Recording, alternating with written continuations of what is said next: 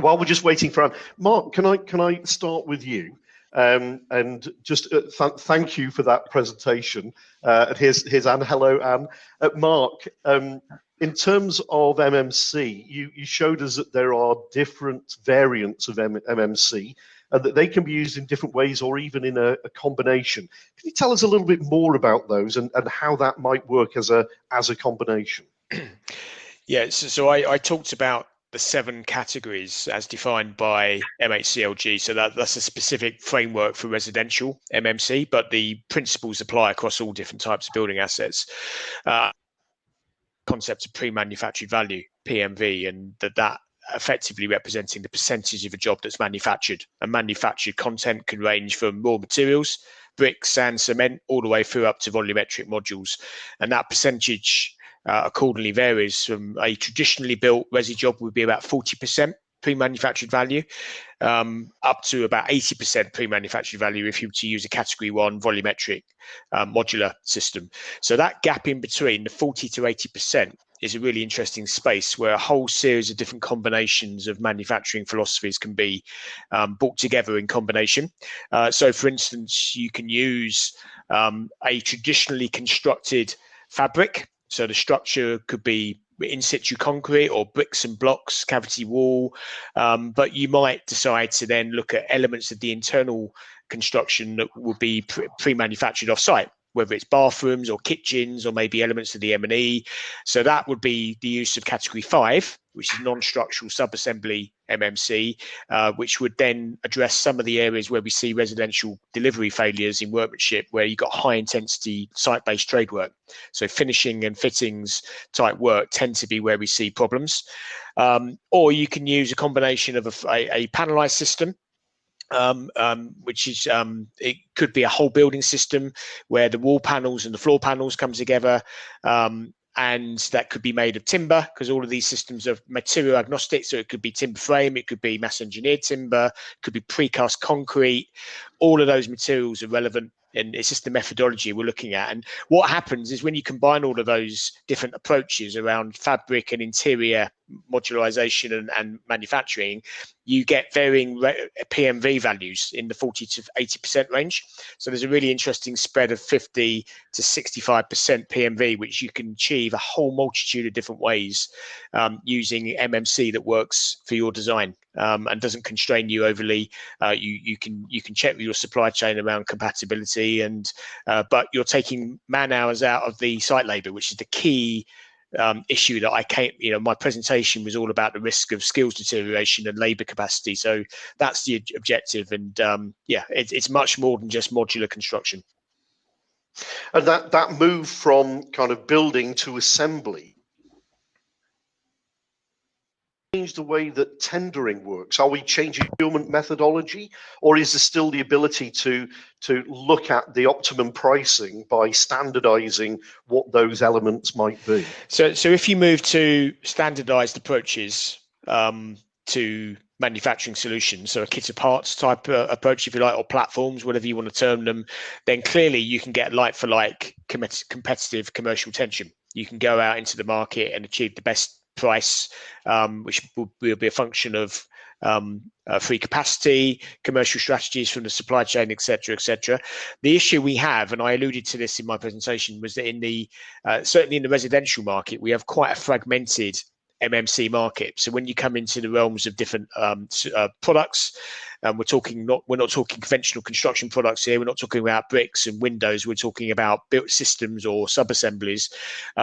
Each product is slightly different in many respects, and that is an issue for the industry in many respects, because actually it means that the individualism puts off some clients and some design teams from just getting into bed, if you like, early with a manufacturer without being able to just check what the appropriate commercial tension is in the market.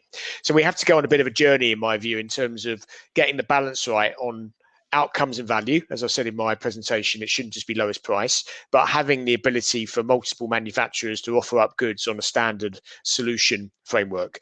And that's obviously what the government are doing for schools and hospitals and prisons.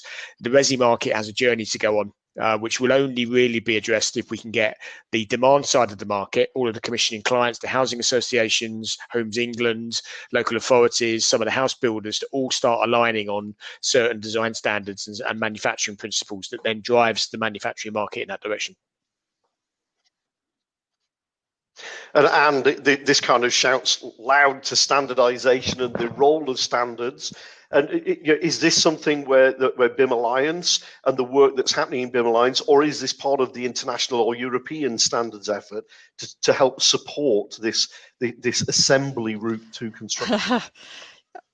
Yes, providing we get the right people inputting to develop the standards so they are applicable and implementable, and get us to the right outcome. So I think that's what's hugely important, is that obviously we've got the UK perspective, but as I was referring to, was that actually where we're at now in MBS, you're seeing the benefits as well, is that actually we can then go globally.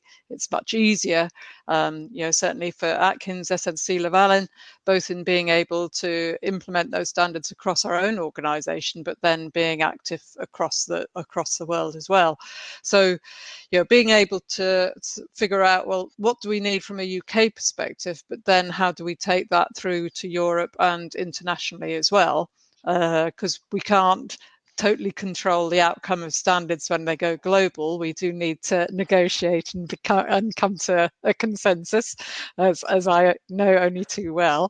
But the UK BIM framework is giving us a basis for being able to look at it, the digital information side of things, and that of course plays into what Dame Hackett was talking about from a golden thread and the safety perspective. But then that absolutely comes through to the manufacturing side of things, is that we both need to look at it from the perspective of, well, what do they physically need to be, but also then what do we need to capture digitally?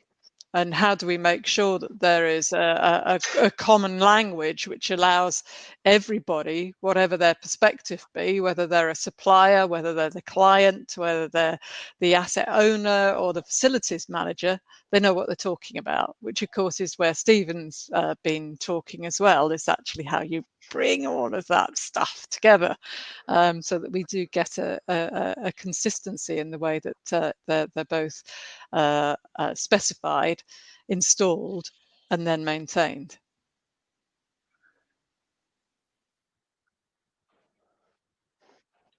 Yeah, and that if we look at the manufacturing community, we import 17 billion pounds of product every year. We export, I think it's something like 11 billion, and be able to find that and categorize that, standardize the information there.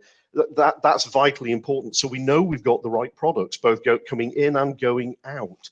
And I think we'll only see a greater use of that standardized data, the work you've done in terms of the international standards. But Stephen, in terms of our product data, be able to find and compare product data, that's been fundamental to what we've done as well. Part of the conference, actually, just seeing everybody's opinion. After Dame Judith presented, people were still talking about Judith Hackett's presentation 3 presentations later, and they're still talking about it now. And a lot of it is making sure that what's specified is then actually installed and tested. And if there is a substitution that's put forward, that it's not just similar or equivalent, which is these sort of like washy words. And so around saying these are the specification properties that are important. And if you're going to put a substitution forward, it's got to be the same or better. And it's got to be approved. You've got to prove it's got availability, etc. And it's got to be down in the contractual documentation. That was the point that Mayor Winfield's made. It's not just a case of let's do BIM, let's do sustainability. It's let's structure the data correctly, let's connect to each other digitally, get the specification right, get the testing right, make sure what's been installed has been installed, and then pass the right information over to the client. And what we're trying to do at MBS with Chorus and Source is make it as easy as possible for that hard thing to happen easily.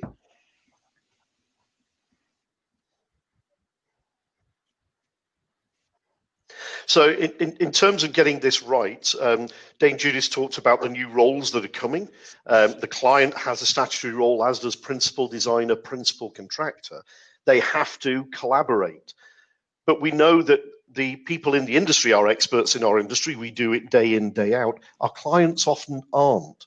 So it's one of the biggest problems we've got the client. Is it that we need to explain to the client what they should expect? And also, as we transform and change, that creates an element of risk. So should we be starting with the client to get lies better at the heart of so clients? much What do you think? of the reformation we need in the industry? So if you think about the push-pull, it's very much easier for industry to be pulled in a direction rather than having to push change from within. Certainly when it's trying to innovate against a competitive market, because actually, you get into all sorts of issues around what's a level playing field, etc. So, the being pulled there by clients demanding something better is really important. And that clearly, as you've said, brings into focus the intelligence in inverted commas of the client. So intelligent construction clients will have people as part of their commissioning body that have worked in the industry, are probably construction professionals, in which case, that shouldn't be an issue. Albeit sometimes it is in my experience. If you have an uninformed client who is literally a layman, a layperson, and actually doesn't know much about how our industry operates, then clearly it's about the advice they're getting. So the consultant advisory team that is around them from very early, project manager, surveyor, designers, etc., have a critical role to play in making sure that ability to client and lead the project well sets the job up for success. And unfortunately, we do not see that too often in our industry, and that's not pointing fingers. It's just it's a legacy of the situation we have around this whole thing about price sensitivity. It may be that the fees aren't there for the consultants to actually spend the time to sit down and to re-educate, etc. And you end up with this sort of compromise position, which is not good. But we have to think positively. And I think for me, it's about some of the regulatory reforms we're now going to see coming out of building safety, fire safety, decarbonisation, are going to drive the industry in a certain direction. And if it's not that, it's going to be the reputational risk issues I spoke about in my presentation as well. That is going to force change, perhaps even when client pull isn't there.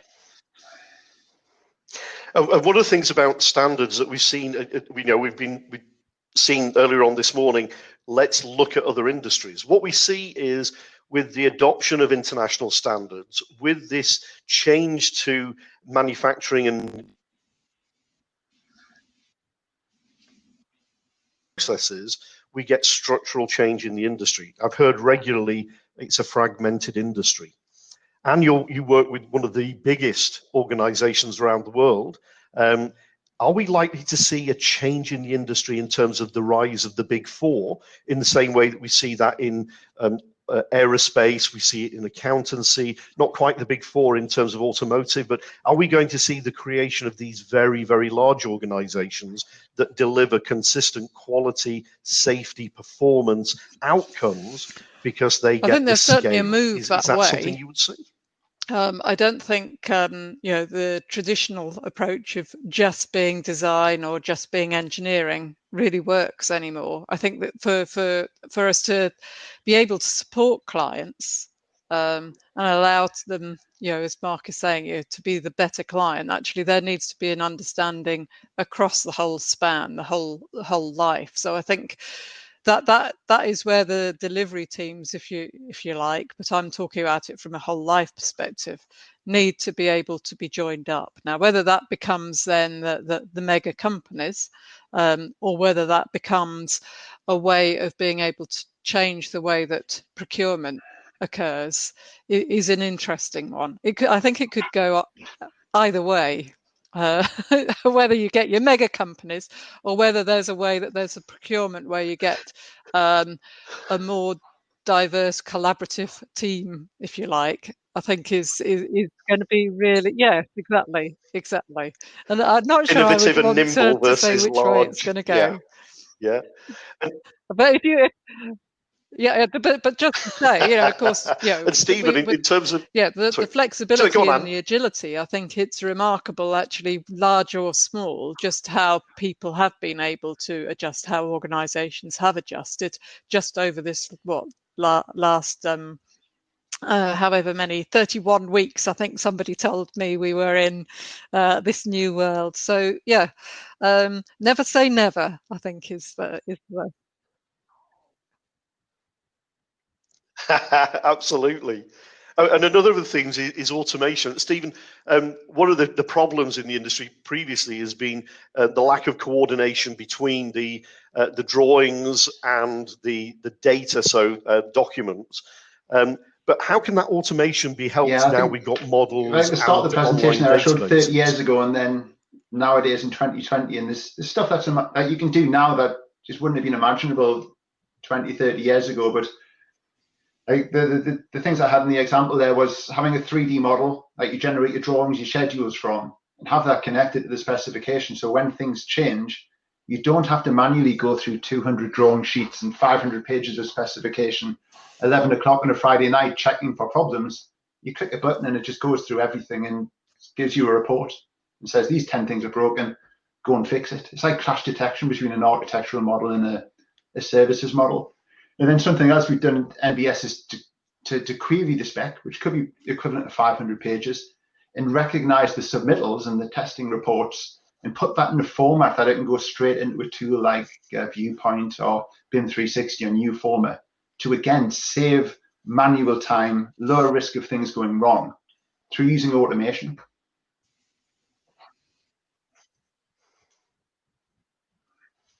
Yeah, and another theme that's coming through today is skills and people.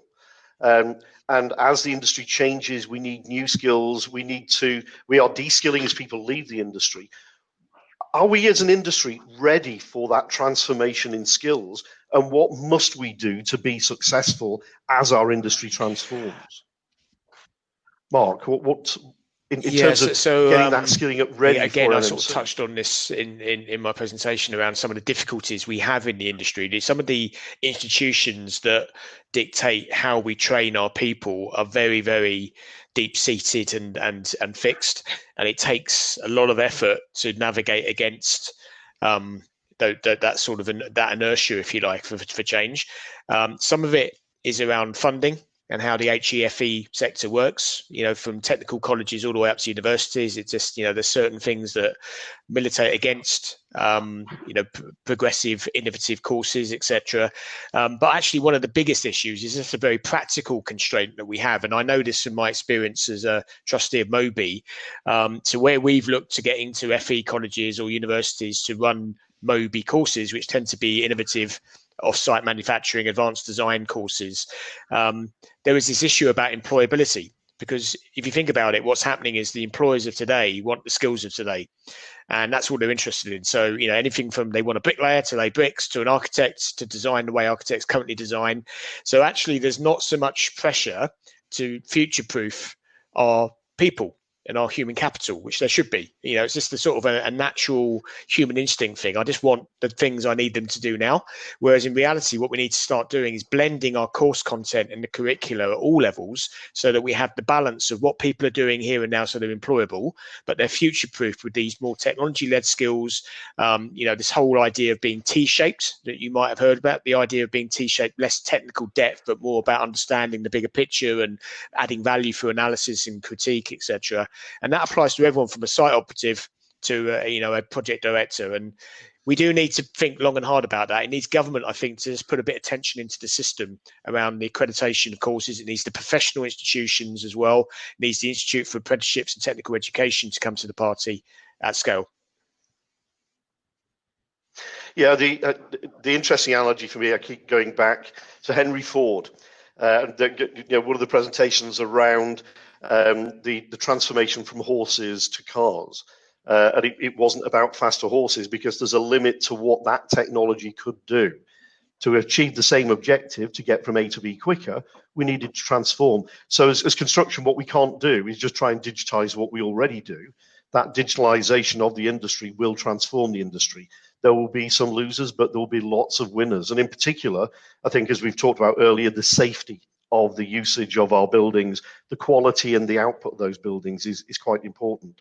So we need to create the enablers, and UK BIM Alliance is one of those enablers. We've had one of the comments from Jacobs. How do we get involved, and what can we do? What will BIM Alliance do next? Jacobs, get in touch. So yeah, there's go onto the website or email one of us. You'll be really welcome. Of course, we have our patrons who help us financially, but then we have our sponsors, people who are involved. You can be involved in developing the guidance, so either as authors or as focus groups, editing. There's so many different things, but also we actively want to know what are the gaps, what's missing in the pieces of implementing BIM, but from the wider perspective. So not the 3D, it is the managing information across whole life. So how can we get all of the different stakeholders engaged? We don't want to just be talking to ourselves as little BIM geeks. There wouldn't be any point to it. So we need to be going right deep into the built environment. So help us with that networking. So engagement. What are the missing pieces? Are there projects that we could be doing, or we could be asking the institutions, our affiliates, to get involved with? So get in touch. We'll absolutely welcome you with open arms to help, because this is a big thing for us to be achieving. And going back to the skills, and do we want T-shape? Do we need people to have site experience, to have a bit of realism to what they're doing, rather than it just being theoretical? But we certainly need more information scientists out there. So but that's what's exciting about it, isn't it? Collaboration across the piece. And it really is that data element of construction. People say you can't build with data, but you can build better with data. We can understand what works and what doesn't. And there's an interesting link. Mark, you were talking about the great work that's going on in Australia and New Zealand in terms of transforming how construction works. And it is coming out the standards. We have the UK adoption of the international standards using Uniclass as classification. And what we're starting to see now around the world is Uniclass being used not just during construction, but in terms of asset management and maintaining the assets ongoing. So Stephen, the use of Uniclass in Australia just at the moment, and the drive for the digital asset standards, digital asset strategy. Yeah, the interest in Australia has been incredible. And as you say, it's been from the infrastructure sector and asset management. So it started with transport for New South Wales, and then it's moved into 2 more states, Victoria State, and I think Ausroads did and it's like they've recognised that in BIM you need to classify things consistently, and it did working with AECOM analysis of the different classification systems worldwide, and said, look, the UK have got it right. And you look at the documentation, the support documentation, and it sort of mirrors what sort of Anne's led on the UK BIM framework in the UK, and there's some fantastic stuff out there, and there's other nations that have been in touch. I know Japan are having a really good look at it, Southeast Asia, and there's even states in Canada now that are looking at Uniclass, and I think we will see it spread around the world, and you're starting to get that sort of single language to define the built environment. Thank you for that. We've come to the end of the time for this Q&A session. We've just got a little bit of time to round up what we've heard today and what we'll see tomorrow as well. Today has been really interesting, seeing the big drivers and how all of these things are interlinked. So it's not just about government policy, about the change in regulation, but also the business drivers for change, the moral drivers for change, and then some of the things that can allow us to get that change to happen. That actually the move into assembly rather than building is not as scary as it might seem, and there's lots of help available. The use of data to capture requirements is there. There's guidance to support how you adopt all of that, and communities around who will offer support, guidance, and their experience on what's worked and what hasn't worked. Tomorrow, we're going to hear a little bit more detail and explore some of the things we've just touched on today. So we're going to start with Paul Morrell. I can't wait for that one, actually, who's going to do almost a headmaster's report. 10 years ago, we started the BIM initiative in the UK. So how have we done? What did we expect? What have we achieved? And what does he think will happen next? We're going to hear again from McKinsey & Company, but with a little bit more detail now on how the effects of transformation will change different subtypes within the construction industry and what you should be thinking about. And we're also going to hear from Phil Bernstein about what he sees the next 10 years as being, whether that be of MMC, etc. So then we split into two. If you're one of our manufacturer audience, we've got a presentation from BDO, who are going to talk a little bit about the impacts of COVID and what that might mean at a bit. We're then going to hear from Peter Capelhorn about the new product safety register and also how the competencies work for product manufacturers.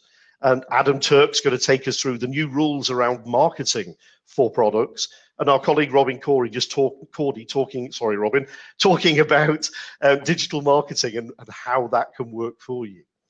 If you're one of our designers or contractors, we've got a different route for you. So we're going to talk more with Wilmot Dixon around offsite and modular and some of their experiences on the construction side. We're going to hear from Jill Kelleher at CIH, looking at quality and how we can drive quality and innovation.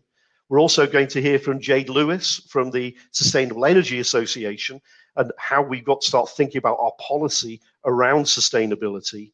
And then Stephen will join us again and show us a little bit more detail on some of the impacts around the data side for design and construction. So I hope you found it a really interesting morning. It will be just as interesting tomorrow, if not more. I think one thing to say, I think Kat's going to open the networking box as well. So just like a real conference where you finish and you want to have a chat with a few people, and we don't serve cups of tea, biscuits, of course. But I think the networking is going to be open to finish off with. Back to you, Richard. I was going to say that anyway, so thanks. Anyway, yes, so networking will be there. If you haven't tried this, it's a bit spooky at first, and then it's addictive. So you're going to get a maximum of 3 minutes with anybody. If you like them, you can stay on for the whole 3 minutes. If you don't, you've got to find a way of easily getting out of that one. If you're really unlucky, you'll get me. So do use the networking. It's quite an interesting way of doing it. We'll still have the chat function open. Once again, you can come onto the MBS website, find out a little bit more about other presentations, these presentations, and other webinars that we have done. Please do tell your friends and colleagues about it. Come and have a look later. As we've already heard, digital's not quite the same. It's a transformational technology. So this isn't the physical conference. I can't ask you to put your hands together for all of the speakers today and for the panel that we've got live just at the moment. Nor can I say, please give a round of applause for all my colleagues who've helped organize all of this. Take it from me, we will give them all of that round of applause on your behalf. So please do stay on, do use the networking, use the chat function, and I look forward to seeing you again tomorrow morning. Thank you very much, everybody. Cheers.